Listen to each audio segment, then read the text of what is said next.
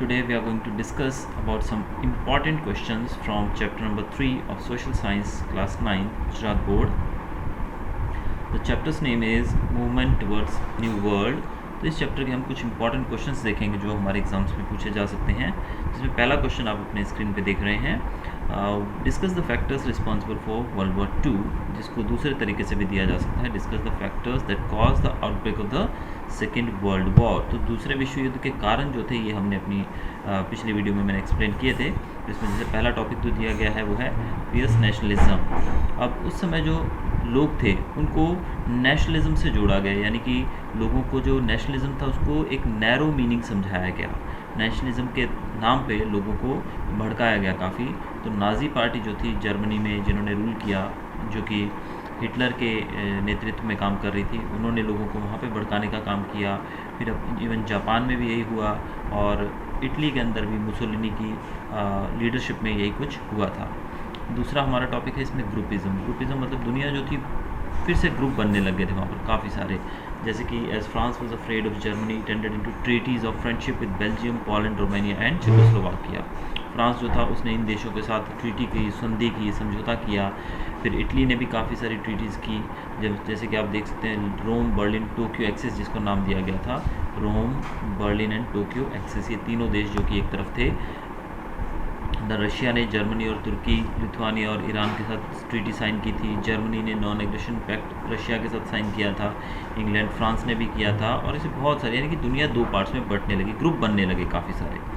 तीसरा टॉपिक था इसमें मिलिट्रिज्म, यानी कि हर एक देश जो था वो मिलिट्रिज्म को बढ़ावा देने लगा। वहाँ पर वो लोग बाकी सुख सुविधाओं की तरफ कम ध्यान देकर वो लोग अपनी मिलिट्री पावर को बढ़ाने की तरफ काम करने लगे। इससे हर एक देश के अंदर जो था एक होड़ लग गई, एक कंपटीशन शुरू हो गया अपनी आर्मी को स्ट्रॉन्ग करने का। देन जो मेन कारण इसमें एक और माना गया है वो failure of the league of the Nations. League of Nations जो थी वो फेल होगी क्योंकि उसके पास कोई आर्म्ड फोर्स नहीं थी, कोई उसकी सेना नहीं थी जो इन जगहों पर जाकर लोगों को मतलब जो समझौते थे देशों के अंदर, जो मसले थे उनको सुलझा सके। उनकी कुछ खुद की आर्मी वगैरह नहीं थी। एक ये भी कारण था जिस कारण से लीग ऑफ नेशंस फेल हो गया, और वो भी एक कारण बना विश्व युद्ध 2 का। आगे टॉपिक है हमारा वर्साई जो है। आप जानते हैं कि वर्साई की जो ट्रीटी हुई थी विश्व युद्ध 1 के बाद, उसमें जर्मनी के ऊपर बहुत ज़्यादा पाबंदियां लगा दी गई थी। उसकी मिलिट्री पावर भी लिमिटेड कर दी गई थी और उससे बहुत सारा, उसे युद्ध का एक मुख्य कारण मानते हुए बहुत सारा उससे एक पैसा लिया गया था, यानी कि एज अ पेनल्टी के तौर पे बहुत सारा पैसा जर्मनी को देना पड़ा था। और कुछ जगह जर्मनी को भी लोगों ने बांट लिया था, इन देशों ने जर्मनी को भी अपने अपने हिस्से में ले लिया था, जो कि आप डिटेल में पढ़ चुके हैं पहले। तो इस प्रकार से जर्मनी जो थी वो अपनी बेइज्जती का बदला तो लेना ही चाहती थी शुरू से। तो ये भी एक मुख्य कारण बना इस चीज़ का, विश्व युद्ध 2 का। तो ये थे हमारे कुछ कारण जो विश्व युद्ध 2 के लिए रिस्पॉन्सिबल थे। अब आगे देखते हैं राइट ए शॉर्ट नोट में कोल्ड वॉर। तो कोल्ड वॉर क्या था? अब यहाँ पर अमेरिका और रशिया 2 पार्ट्स में बट चुके थे क्योंकि वो दोनों सुपर पावर्स बन के खड़े हो गए थे। अब इन दोनों के बीच में आइडियोलॉजिकल कन्फ्लिक्ट्स थी, यानी कि इनके विचारों में मतभेद था, जिस कारण से दोनों अलग अलग पार्टीज बनाकर, अलग अलग ग्रुप्स बनाकर बैठ गए। और दूसरे जो देश थे, छोटे जो देश थे, वो इनके ग्रुप्स को ज्वाइन करने के लिए मजबूर हो गए ताकि वो अपने आप को सेफ फील करें तीसरे विश्व युद्ध की आड़ से, यानी कि फिर से एक युद्ध ना हो। ऐसी स्थिति में अगर होता भी है तो गरीब देश जो है, छोटे देश हैं, उनके ऊपर सबसे ज़्यादा इफेक्ट पड़ता है। अगर वो लोग इन देशों को ज्वाइन कर लेंगे, इनके किसी एक ग्रुप को ज्वाइन कर लेंगे, तो इसका प्रभाव जो रहेगा वो काफ़ी कम हो जाएगा। इस कारण से जो युद्ध, जो वर्ल्ड थी वो 2 पार्ट में बढ़ गई और आइडियोलॉजिकल वॉर हम कह सकते हैं। इसमें कोई भी हथियारों का यूज़ नहीं हुआ, किसी भी तरह का आर्मी का, सेना का यूज़ नहीं किया गया। ये एक ideological war see, war of words हम कह सकते हैं कि सिर्फ शब्दों से और कारनामों से युद्ध किया गया। दुनिया के अंदर, पूरे विश्व में एक बार फिर से एक भय, एक डर पैदा हो गया विश्व युद्ध का। तो ये एक जो समय था, इसको कोल्ड वॉर का समय दिया गया है, कोल्ड वॉर का नाम दिया गया है। और इस समय फिर से एक बार लगने लगा कि फिर से एक युद्ध हो सकता है, लेकिन वो ऐसा हुआ नहीं। इस चैप्टर से वो है right about the establishment of the United Nations. United Nations के ऊपर हमें लिखना है। यूनाइटेड नेशंस जो था वो सेकेंड वर्ल्ड वॉर के बाद फ्रैंकलिन रूजवेल्ट जो थे यूएस के प्रेसिडेंट, और दूसरे जो हमारे ब्रिटेन के प्राइम मिनिस्टर थे, इन लोगों ने मिलकर ये बनाया था।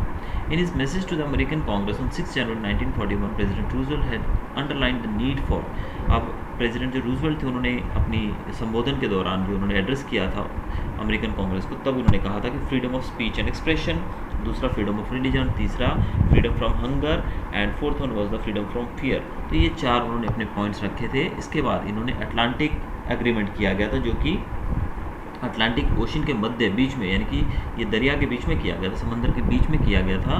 When prime minister Churchill of England और रूजवेल्ट जो थे प्रेसिडेंट ऑफ यूएस, इन दोनों ने अपनी, जब ये लोग अटलांटिक ओशन में थे तब इन्होंने ये तैयार किया था। इसमें कुछ पॉइंट्स इन्होंने रखे थे। वो जो पॉइंट्स थे वो आपको अपने हिसाब से बुक के अंदर मैंने चार्टर में दिए गए हैं, जो भी पॉइंट्स थे जिसके मुताबिक इनका मानना था कि विश्व में दोबारा कभी ऐसा युद्ध ना हो, इसलिए एक ऐसी बॉडी का गठन करना जरूरी है जो आने वाले समय में युद्धों को रोक सके, और ऐसा एक बॉडी बनाया गया जिसको हम यूनाइटेड नेशंस के नाम से जानते हैं। Outline of the second world war, दूसरे विश्व युद्ध के बारे में, कि दूसरे विश्व युद्ध की घटनाओं के बारे में हम लिखेंगे।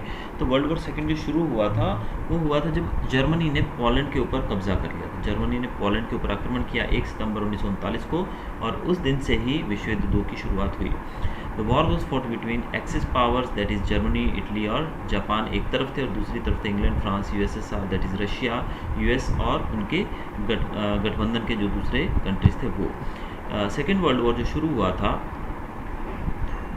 वो शुरू हुआ था Japan aerial attack on America's naval base, America के नेवल बेस, यानी कि जो पर्ल हार्बर, जिस घटना के बारे में मैं अपने पुराने वीडियो में भी आपसे जिक्र कर चुका हूँ।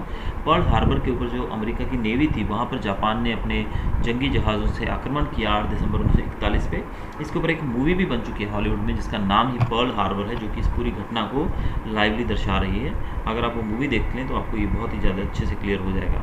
और जब अमेरिका के काफ़ी सारे सैनिक वहाँ पे मारे गए, नेवल सैनिक जो थे नेवी के काफ़ी सारे मारे गए, इसका जवाब देते हुए अमेरिका ने भी युद्ध ज्वाइन कर लिया, और अमेरिका के ऊपर 2 बम फेंके गए, जिसके बारे में आप भली भांति जानते हैं। अमेरिका के ऊपर जो 2 बम फेंके गए थे वो थे atom bombs on Hiroshima and Nagasaki. इसके बाद जापान ने घुटने टेक दिए, और जापान के घुटने टेकते ही जर्मनी और इटली जो थे वो काफ़ी कमज़ोर हो गए, और उन्होंने भी जल्द ही सरेंडर कर दिया। तो इस प्रकार विश्व युद्ध 2 खत्म हो गया। तो ये भाया दे सकते हैं वो है इंटरनेशनल कोर्ट ऑफ जस्टिस, कि अंतर्राष्ट्रीय जो जस्टिस का न्यायालय जो है उसके बारे में हम देख सकते हैं। ये कहाँ पर है? ये हेग जो कि नीदरलैंड्स में है, वहाँ पर है। इसके अंदर लगभग 15 जजेस रहते हैं, जिनको अपॉइंट किया जाता है 9 साल के लिए जनरल असेंबली के द्वारा on the recommendation of security council. ये अंतर्राष्ट्रीय डिस्प्यूट्स जो होते हैं, जो भी इसके मेंबर्स हैं उनके बीच में जो इंटरनेशनल डिस्प्यूट्स होते हैं, जो भी इनके बीच में मतभेद रहते हैं, उनको सुलझाने का काम ये करते हैं। दूसरा, it gives advice on the matters of international law, अंतर्राष्ट्रीय कानून के ऊपर भी एडवाइस देते हैं। Even a non member can bring disputes before the court. अगर कोई इस इंस्टीट्यूशन का मेंबर नहीं है, यानी कि यूनाइटेड नेशंस का मेंबर नहीं है, तो भी वो अपना मुद्दा इंटरनेशनल कोर्ट ऑफ जस्टिस में ला सकते हैं। तो कुल मिलाकर हम देखने जाएँ तो इंटरनेशनल कोर्ट ऑफ जस्टिस एक कोर्ट है जो कि इंटरनेशनल लेवल पर जो मुद्दे हैं उनको सुलझाता है। जा रहे हैं वो है the security council of the UN, United Nations के सिक्योरिटी काउंसिल के बारे में हम देखते हैं कि सिक्योरिटी काउंसिल जो है वो एक बहुत ही इंपॉर्टेंट बॉडी है, इंपॉर्टेंट ऑर्गन है यूनाइटेड नेशंस का। सिक्योरिटी काउंसिल जो है उसके 5 परमानेंट मेंबर हैं, जिनका नाम यहाँ पर दिया गया है US, Russia, Britain, France and China, और बाकी इसमें 10 नॉन परमानेंट मेंबर्स रहते हैं जो हर 2 साल के बाद बदल दिए जाते हैं। अब इसका काम क्या है? जैसे कि नाम ही आप जानते हैं सिक्योरिटी काउंसिल, तो दुनिया में पीस और सिक्योरिटी बनाए रखना ये इनका काम है। सिक्योरिटी काउंसिल के अंदर जो परमानेंट मेंबर्स हैं मेन डिसीजन वही लेते हैं। इसमें एक पर्टिकुलर एक इंपॉर्टेंट प्रोसेस बताया गया है जिसको कहा जाता है वीटो पावर। ये वीटो पावर जो है ये वो पावर है जिसके मुताबिक अगर जो 5 इसके परमानेंट मेंबर हैं, जो 5 देश जो इसके परमानेंट मेंबर हैं, अगर उनमें से एक भी मेंबर, एक भी देश जो है वो किसी पर्टिकुलर चीज़ पे सहमत नहीं है, अग्री नहीं करता है, तो ये पूरे का पूरा जो प्रोसेस है उसको नेगेटिव वोटिंग में लिया जाता है। सपोज एग्जांपल के तौर पे हम देखते हैं कि भारत और पाकिस्तान के मुद्दे पे भारत कह रहा है कि पाक ऑक्यूपाइड कश्मीर जो है वो भारत का है, जो पाकिस्तान ने ले लिया है।